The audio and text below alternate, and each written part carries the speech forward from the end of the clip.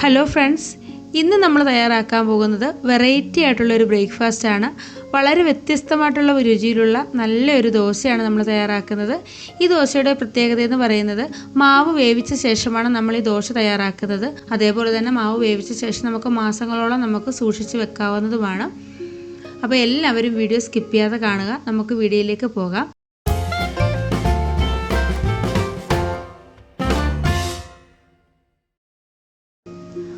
അപ്പോൾ ആദ്യം തന്നെ ഒരു പ്ലേറ്റിലേക്ക് 2 കപ്പ് ഗോതമ്പ് മാവാണ് ചേർത്ത് കൊടുക്കുന്നത്. നമ്മൾ എത്രത്തോളം ഉണ്ടാക്കുന്നോ അതിനനുസരിച്ച് ഈ പൊടിയുടെ അളവ് നമുക്ക് കൂട്ടുകയും കുറയ്ക്കുകയൊക്കെ ചെയ്യാം. ഇനി ഒരു സ്പൂൺ കൊണ്ട് ചെറുതായിട്ട് ഒന്ന് നിരത്തിയിട്ട് കൊടുക്കുന്നുണ്ട്. ഇനി നമുക്കൊന്ന് സ്റ്റീം ചെയ്തെടുക്കുകയാണ് ചെയ്യേണ്ടത്. നമ്മുടെ ഈ ഗോതമ്പ് മാവ് നല്ലതുപോലെ കുക്ക് ചെയ്തെടുക്കണം. ഇവിടെ ഒരു പാത്രത്തിൽ ഞാൻ കുറച്ച് വെള്ളം അടുപ്പത്ത് വെച്ചിട്ട് ഒന്ന് തിളപ്പിച്ചിട്ടുണ്ട്. ഇനി ഇതിലേക്കൊരു ചെറിയ സ്റ്റാൻഡ് ഇറക്കി വെച്ച് കൊടുക്കുന്നുണ്ട്. ഇനി നമ്മുടെ കയ്യിൽ സ്റ്റാൻഡ് ഇല്ലെന്നുണ്ടെങ്കിൽ ഒരു ചെറിയ പ്ലേറ്റ് വെള്ളം വെച്ച് കൊടുത്താൽ മതി കേട്ടോ. ഇനി നമ്മൾ എടുത്തു വെച്ചിരിക്കുന്ന ഗോതമ്പ് പൊടി ഇതിലേക്ക് വെച്ചിട്ട് ഒരു 10 മിനിറ്റ് നമുക്കൊന്ന് ആവി കയറ്റണം. അപ്പോൾ നമ്മൾ ഈ ആവി കയറ്റുമ്പോൾ ഇതിലേക്ക് ആവി വെള്ളം വീഴാൻ പാടില്ല കേട്ടോ. ഗോതമ്പ് പൊടി നനഞ്ഞു പോകാൻ പാടില്ല. അതുകൊണ്ട് ഞാൻ 2 ചെറിയ വാഴയില ഇതിലേക്ക് ഇട്ട് കൊടുക്കുന്നുണ്ട്. ഇതുപോലെ എന്തെങ്കിലും ഒന്ന് വെച്ച് മൂടി കൊടുത്തിട്ട് വേണം നമ്മളിത് ആവി കൊടുക്കാനായിട്ട്. ഇനി അടച്ച് വെച്ചിട്ട് 10 മിനിറ്റ് നമുക്കൊന്ന് ലോ ഫ്ലെയിമിലിട്ട് നന്നായിട്ടൊന്ന് ആവി കയറ്റാം. ഈ ഗോതമ്പ് പൊടി നന്നായിട്ട് ആവി കയറി എന്ത് വന്നെങ്കിൽ മാത്രമേ നമ്മൾ ഉണ്ടാക്കുന്ന പലഹാരത്തിന് ആ ഒരു ടേസ്റ്റ് കിട്ടത്തുള്ളൂ കേട്ടോ. അപ്പോൾ ഒരു 10 മിനിറ്റ് നമുക്കൊന്ന് അടച്ച് വെച്ചിട്ടൊന്ന് കുക്ക് ചെയ്യാം. അപ്പോൾ അതാ കണ്ടില്ലേ, ഒരു 10 മിനിറ്റ് കഴിഞ്ഞപ്പോഴേ ഞാനത് പുറത്തെടുത്തിട്ടുണ്ട്. ഇതിൻ്റെ ചൂടൊക്കെ ഒന്ന് മാറി വന്നിട്ടുണ്ട്. ഇനി ഒരു സ്പൂൺ കൊണ്ട് ഇതേ രീതിയിലൊന്ന് ഇളക്കി ചേർത്ത് കൊടുക്കുന്നുണ്ട്. ഗോതമ്പ് പൊടി നന്നായിട്ട് ആവി കയറി വെന്ത് വന്നെന്നറിയുന്നത് ഇതേ രീതിയിൽ നമുക്ക് കിട്ടണം. നല്ല രീതിയിൽ ഈ ഗോതമ്പ് പൊടി കട്ട പിടിച്ച് ഇതേ രീതിയിൽ കിട്ടിയെങ്കിൽ മാത്രമേ ഈ ഗോതമ്പ് പൊടിയിലേക്ക് നന്നായിട്ട് ആവി കയറിയിട്ടുണ്ടെന്ന് നമുക്ക് മനസ്സിലാവും കേട്ടോ. ഇനി കൈകൊണ്ട് തന്നെ ഇതേ രീതിയിലൊന്ന് തിരുമ്മി കൊടുത്തിട്ട് നമുക്ക് ഈ കട്ടകളെല്ലാം ഒന്ന് ഉടച്ചെടുക്കാവുന്നതാണ്.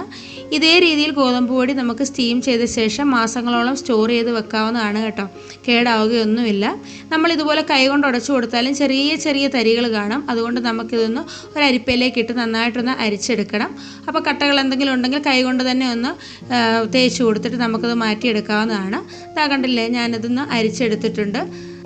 ഇതേ രീതിയിൽ കട്ടകളൊക്കെ മാറ്റിയ ശേഷം മാത്രമേ നമ്മളിത് സ്റ്റോർ ചെയ്ത് വെക്കാവൂ കേട്ടോ. ഇനി നമുക്കിതിലേക്ക് ആവശ്യമായിട്ടുള്ളത് ഉഴുന്നാണ്. ഞാനൊരു 1/2 കപ്പ് ഉഴുന്നും അതേപോലെ തന്നെ 1/4 ടീസ്പൂൺ ഉലുവയും കൂടി നന്നായിട്ടൊന്ന് കുതിർത്തെടുത്തിട്ടുള്ളതാണ്.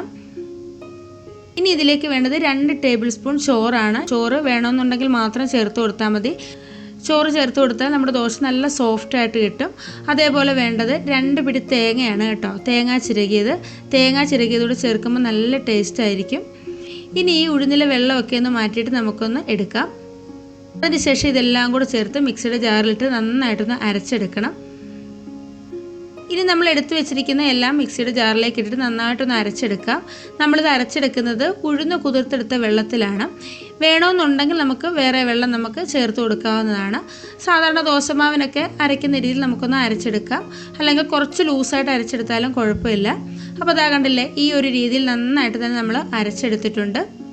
ഇനി മിക്സിയുടെ ജാറിലേക്ക് കുറച്ച് വെള്ളം കൂടെ ഒഴിച്ചിട്ട് നന്നായിട്ടൊന്ന് കറക്കിയെടുത്ത ശേഷം അതും കൂടി ഞാൻ ഒഴിച്ചു കൊടുക്കുന്നുണ്ട്. 1-2 പ്രാവശ്യം നമുക്ക് മിക്സിയുടെ ജാറിലേക്ക് വെള്ളം ഒഴിച്ചു കൊടുത്തിട്ട് ഇതിലേക്ക് ചേർത്ത് കൊടുക്കാവുന്നതാണ് കേട്ടോ. ഈ ഒരു അളവിൽ ഞാനിപ്പോൾ വെള്ളം ചേർത്ത് കൊടുത്തിട്ടുണ്ട്. ഇനി ഇത് നന്നായിട്ടൊന്ന് ഇളക്കി ചേർത്തെടുക്കാം. ഒരു സ്പൂൺ വെച്ചോ കൈ വെച്ചിട്ടോ ഇതേ രീതിയിൽ നല്ലതുപോലെ ഒന്ന് മിക്സ് ചെയ്ത് കൊടുക്കാം. ഇതാ കണ്ടില്ലേ, നല്ല ലൂസായിട്ടാണ് നമ്മളിത് തയ്യാറാക്കി എടുത്തേക്കുന്നത്. ഇനി നമ്മൾ നേരത്തെ തയ്യാറാക്കി വെച്ചിരിക്കുന്ന ഗോതമ്പ് മാവ് ഇതിലേക്ക് ചേർത്ത് കൊടുക്കുകയാണ്. അപ്പോൾ അതുകൊണ്ടാണ് പറഞ്ഞത് നമ്മുടെ മാവ് കുറച്ച് ലൂസായാലും കുഴപ്പമില്ല. കാരണം നമുക്ക് പിന്നീട് ഇതിലേക്ക് ഗോതമ്പ് മാവ് ചേർത്ത് കൊടുക്കാവുന്നതാണ്.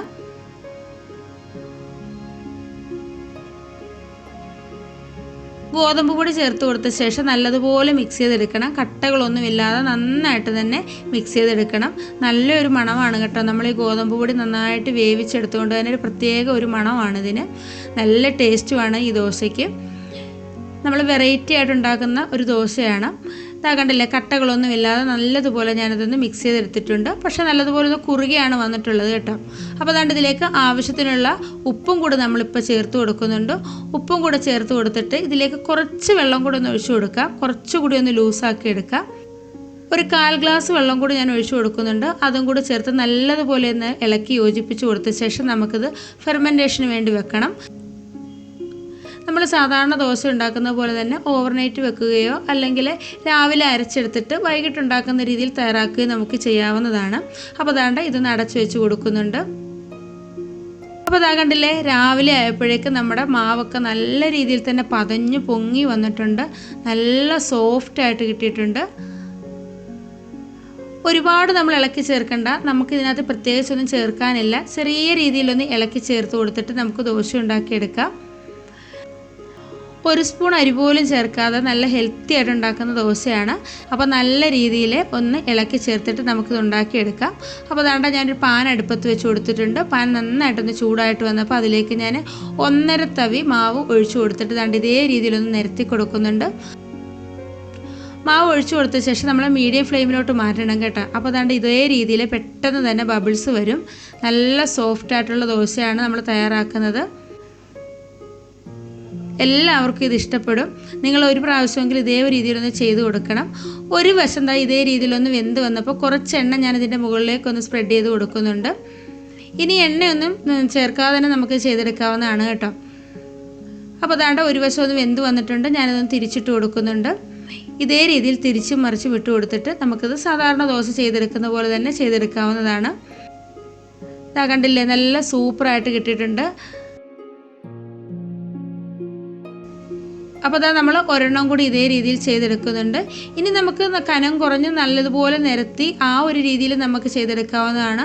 അതേപോലെ തന്നെ മസാലയൊക്കെ വെച്ച് കൊടുത്തിട്ട് മസാല ദോശയുടെ രീതിയിൽ നമുക്കത് ചെയ്തെടുക്കാവുന്നതാണ് കേട്ടോ. അപ്പോൾ അതാണ്ട് അടുത്തത് നമ്മൾ ഇതേ രീതിയിൽ തന്നെ ചെയ്തെടുത്തിട്ടുണ്ട്. അപ്പോൾ ബാക്കിയുള്ളതെല്ലാം നമുക്ക് ഇതുപോലെ തന്നെ പെട്ടെന്ന് തന്നെ ചെയ്തെടുക്കാം. അപ്പോൾ അതാ കണ്ടില്ലേ, നമ്മുടെ സൂപ്പർ ടേസ്റ്റിലുള്ള അടിപൊളി ദോശയാണ് നമ്മൾ തയ്യാറാക്കിയേക്കുന്നത്. നമ്മൾ സാധാരണ ദോശ കഴിക്കുന്ന പോലെ സാമ്പാറോ ചട്നിയോ കടലക്കറിയോ ഒക്കെ കൂട്ടി നമുക്കിത് കഴിക്കാവുന്നതാണ്. എന്നും നമ്മൾ ഒരേ രീതിയിലുള്ള ബ്രേക്ക്ഫാസ്റ്റ് ഉണ്ടാക്കുന്നതിന് പകരം ഇടയ്ക്കൊക്കെ ഈ ഒരു രീതിയിലൊക്കെ ഉണ്ടാക്കിയാൽ കുട്ടികൾക്ക് ഒരുപാട് ഇഷ്ടമാകും. ഒരു പ്രത്യേക ടേസ്റ്റാണ് ഈ ദോശയ്ക്ക്. അപ്പോൾ എല്ലാവരും ഇതേ രീതിയിലൊന്ന് ചെയ്ത് നോക്കുക. ചെയ്ത് നോക്കിയിട്ട് നിങ്ങളുടെ അഭിപ്രായങ്ങൾ അറിയിക്കുക. അപ്പോൾ ഇന്നത്തെ വീഡിയോ എല്ലാവർക്കും ഇഷ്ടമായല്ലോ. വീഡിയോ ഇഷ്ടമായിട്ടുണ്ടെങ്കിൽ ലൈക്ക് ചെയ്യാനും ഷെയർ ചെയ്യാനും കമൻറ്റ് ചെയ്യാനും അതേപോലെ തന്നെ ചാനൽ സബ്സ്ക്രൈബ് ചെയ്യാതെ ആരെങ്കിലും കാണുന്നുണ്ടെങ്കിൽ ഒന്ന് സബ്സ്ക്രൈബ് ചെയ്ത് സപ്പോർട്ട് ചെയ്യാനും മറക്കരുത്. അപ്പോൾ നമുക്ക് അടുത്തൊരു വീഡിയോ ആയിട്ട് വളരെ പെട്ടെന്ന് തന്നെ കാണാം. അതുവരേക്കും ബൈ. Thank you.